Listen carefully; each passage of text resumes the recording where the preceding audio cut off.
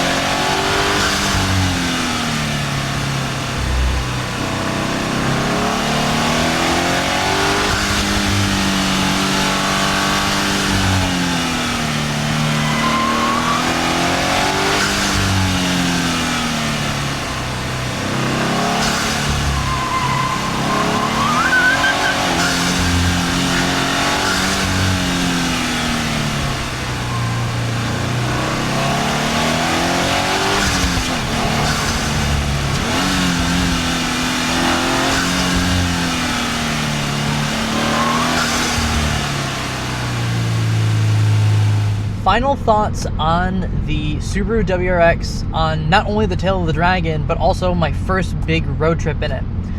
When I first started this road trip, I had just crossed over 4,000 miles, and in the last 3 to 4 days, I put on about 1,700. First of all, the exciting part.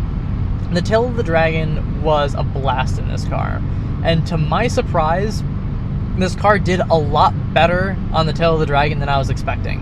For reference, my experience with the tail of the dragon is with a Volkswagen GTI, and then prior to that, a TRD Camry, which was a little underwhelming.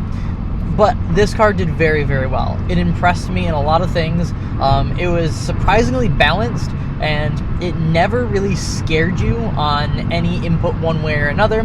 It would push a little bit, it would oversteer a little bit, but nothing really caught you off guard, and nothing ever snapped, and nothing was ever terminal, which was really good for keeping you on the tail of the dragon and not in the oncoming lane. So that I was really, really happy with. This manual really, really makes you work. It doesn't have auto rev match or anything like that. And the way this Boxer builds torque is very linear, and you also always have to keep it in boost. So this is a car you have to work really hard to drive quickly on roads like the tail, but it is incredibly rewarding. For reference, my buddy has a 2024 Volkswagen Jetta GLI with a dual clutch, and that thing's on easy mode. The only downside I would really say this car has on the tail in a performance way are the brakes. It is actually surprisingly competent, but they won't hold up to a super long session of just going ape monkey mode, if you will, right? It also doesn't help that this car in track mode does use the brakes for individual wheel braking to help rotate the car, as well as act as a limited slip, so that does burn the brakes as well. The benefit of the brakes, though, is that they give you a huge warning ahead of time before they're starting to wear. So if you have a brake failure moment where you overshot a brake zone, that's really your own fault and not listening to the car and what it's saying to you. The only other gripes I would have with the vehicle is that it really doesn't make a ton of noise in stock form, so you really can't hear much, as you probably heard in the videos prior. The only thing you really hear in this car is going to be the pops on upshift. Those sound really nice. Outside of that, it's a very quiet car, and it kind of sounds like a vacuum cleaner with a hint of Boxer. My only other gripe in this car, and it's only a half gripe, is going to be steering feel. It's very light, and there's not a ton of feel in it.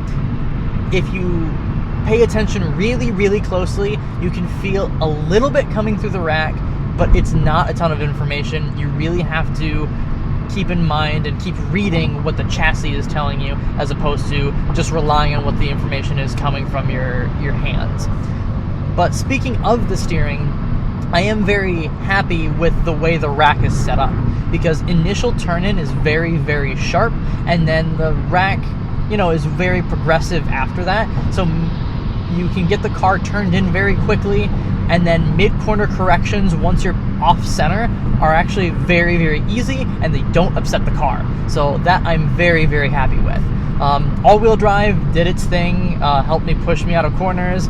In the rain, it will also get, you can get power oversteer, but you have to be in the right scenario. And honestly, I don't notice the fact that this car has open differentials all that much. So that I'm very happy with. It felt relatively nimble. I'm very happy with this car. Good body control. Now, how is it like on a road trip? Now, obviously, the 600-700 miles going down, as well as the 600-700 miles coming back up. Honestly, it's fine. It's a little stiff, especially on Michigan roads, but in Ohio, when the roads are perfect and you can't go a mile an hour over the speed limit, it's pretty relaxing, pretty calm. Road noise, wind noise, not too bad. Obviously, you can see the car is revving pretty high, given the 70-80 miles an hour we're doing. Audio system, very good. Punchy bass, good mid-range. Treble's a bit screechy, but not too bad once you turn them down. overall, very, very good car, and I'm very, very satisfied with driving aids. Subaru EyeSight does a very good job of tracking the vehicle in front of me, as well as keeping me in my lane for the most part. Every once in a while, it will go in and out. My only real major gripe with this thing on a road trip is that just cruising on the highway, I'm only averaging 30.3 miles to the gallon. For a performance car that only makes 270 horsepower, I don't think that's very good, especially coming from my GTI, which would get high 30s, and his GLI is getting low 40s. And you have to pay for premium. And this car really doesn't make much more power than those. So just something to think about. But overall, I had a phenomenal experience. If you've ever been to the Tail of the Dragon, let alone if you've ever been in a WRX, let me know what your experience has been in the comments, and I'll see you in the next one. Thanks for watching, guys. Take care.